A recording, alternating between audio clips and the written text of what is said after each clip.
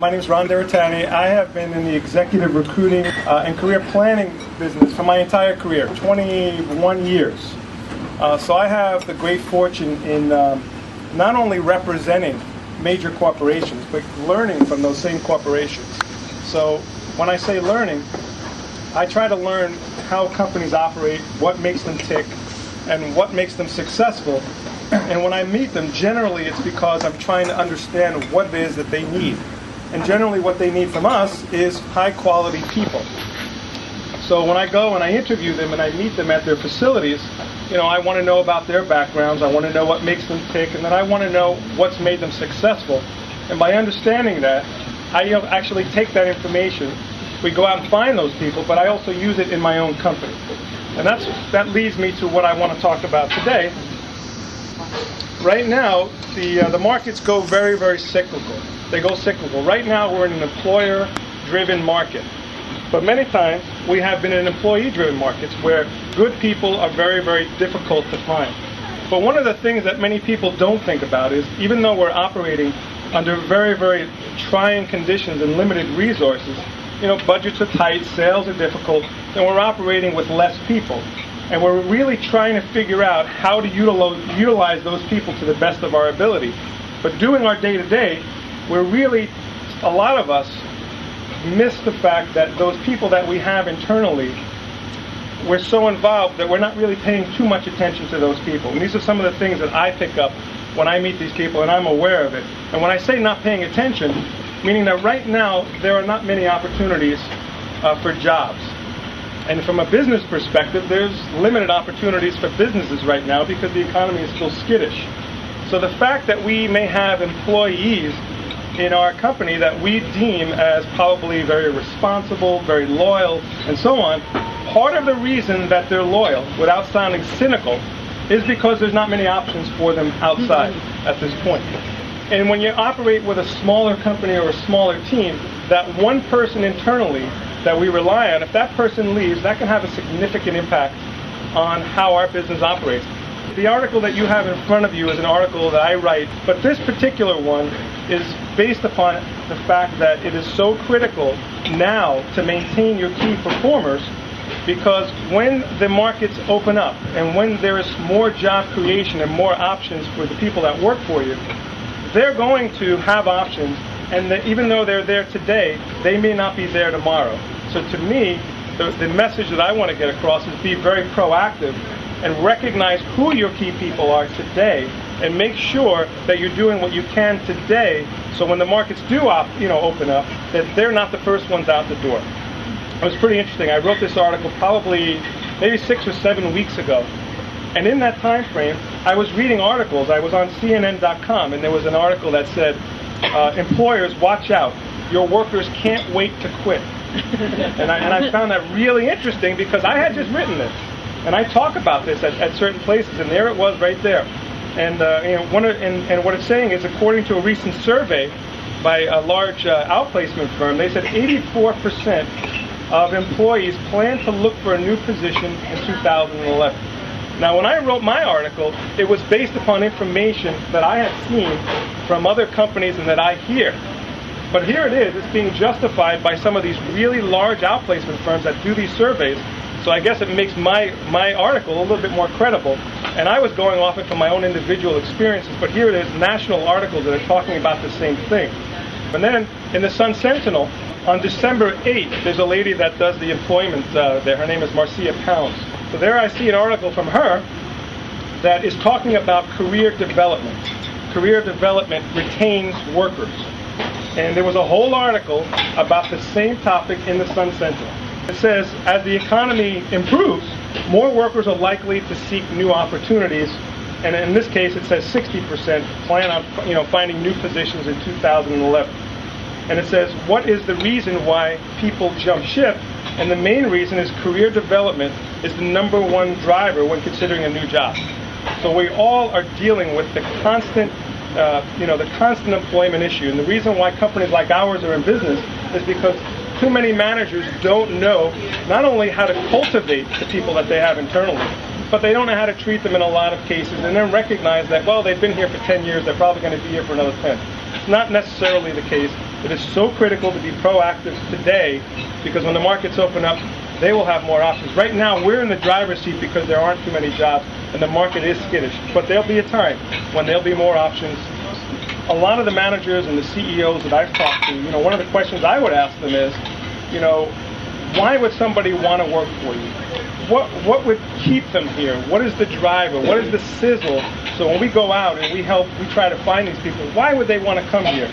And what is it that you do that keeps them here? And one reason why we're in business is because they don't have a lot of those. But the ones that I really respect, I've written some of the keeping the high impact performance, and I've written that on this article. A lot of companies today don't have the cash flow to be able to shower people with money. They just don't. I don't. I'd rather do it based upon performance. And a lot of companies that I recognize, they have lower bases, higher upside potential. And personalities of those people that are going to be successful are going to be those personalities that are very proactive, they're very motivated, and a lot of them want smaller bases and they want larger upsides as opposed to getting that 1 to 3% increase every year. So what they say is a combination of perks. The combination of perks doesn't necessarily have to be a big fat bonus, although that is nice and a lot of us would like that. But what I put here is extra vacation days. Extra time off, a couple of hours here and there, because we're all operating with limited budgets, so why not do it with time? And Debbie, you said that was one of the most influential things that you found. If there's not a lot of money, then how about the days? Or how about the flexibility? And I happen to agree with that. Gift cards, small monetary bonus, but what I find, even in the companies that I visit, is too many people in the offices don't feel appreciated. So appreciation and recognition in conjunction with small gifts, to me, is very effective. Another thing that I've seen is if people feel involved with your company, with your division, then they're going to work with you. Another thing I've seen and I've heard from a lot of different corporations, especially during the layoff times, is that no one knows what's going on in those companies. They all are very insecure. They don't know if they're going to lose their jobs. Their managers don't know if they're going to lose their jobs. So to me, communicating the direction of the company is very, very critical. And if you have key performers that you plan on keeping, I think they need to know that in some way, if you do know it, because the insecurity that people feel, especially in a down market, is very unsettling for a lot of people. And if they feel that their jobs may be at risk, perhaps when this market opens up, they'll be one of the first out. Or even if the market is as it is today and they have an opportunity, they could jump ship because they don't know. And a lot of companies use this technique, attrition, in order to weed out a lot of these people. They'll put a rumor out there and saying, well, we might get bought out. Maybe this. It gets everybody scrambling, and that's their way. Instead of laying people off, they get people to leave the company on their own. They have to pay less unemployment. These are techniques that the larger companies do that I've noticed. So I'm saying here, if we're able to influence in some way, communicate with our people, letting them know the direction of our company, and if you're planning on keeping them, let them know. Succession planning, is another really, really hot topic. We may have small companies here, but it doesn't mean that there can't be succession planning. A lot of these big companies that I deal with, and as I mentioned earlier, succession planning is the number one reason, or one of the top reasons, why people would jump ship. There's no direction, there's no upside potential for them, there's no way that they're going to move up because somebody might be blocking them. So to them, it might be a dead-end situation, which makes them go. Encourage cost-cutting ideas. To me, that is very beneficial. So in a small case, the electric bill goes down 10%. Pay a percentage of that. If they got your material costs 15% down, pay a percentage of that. If they renegotiate with your vendors, pay something with that. Because a lot of people, if they feel like they're making you money and they're not getting that savings, they're less likely to go and do the extra mile. I'm looking for the extra mile.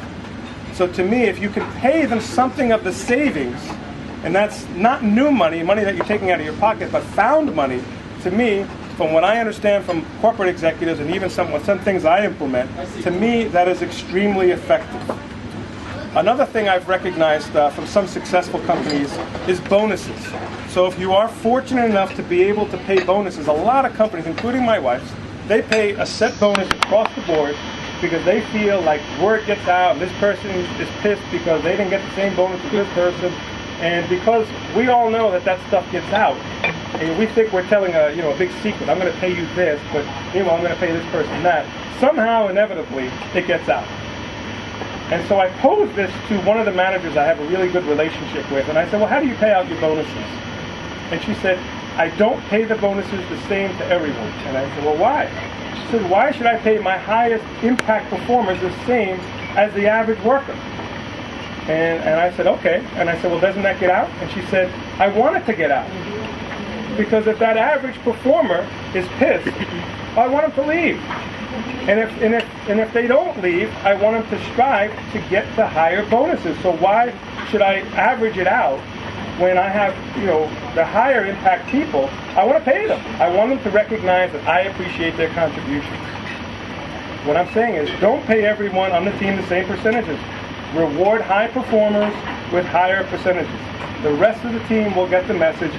And in summary, though, what I'm saying is be proactive now with the handling of your productive and committed employees to assure that their loyalty remains intact as the employment market yields more opportunities later. And that really is what I'm trying to say throughout this whole thing, is to be proactive today, because we all know what a hassle it is, not only to replace the high impact performers, but replace anybody. It's a hassle, and with so many people on the market vying for positions, there are so many more people in which to sift through. So you might say, well, there's a lot of people out there who have more options, but there are so many people in which to sift through, and if any of you have placed ads, you recognize that you get hundreds of people, and probably a very small percentage of those people are actually qualified for the position that you're advertising. So it's a big-time hassle. So if you have key impact performers, do what you can today, because I can almost guarantee that if they feel in their mind that they're somehow being mistreated or not appreciated, and they have an option later, trust me, they're going to take a look at that option later. One of the reasons why companies hire us, even during a recessionary period, is because they don't have the time or the expertise to go through all of those mass people. So to them, it's justifiable. So if you're trying to save some money or you want to keep what you have, it's very important to do this now as opposed to later, because we all know what a hassle it is.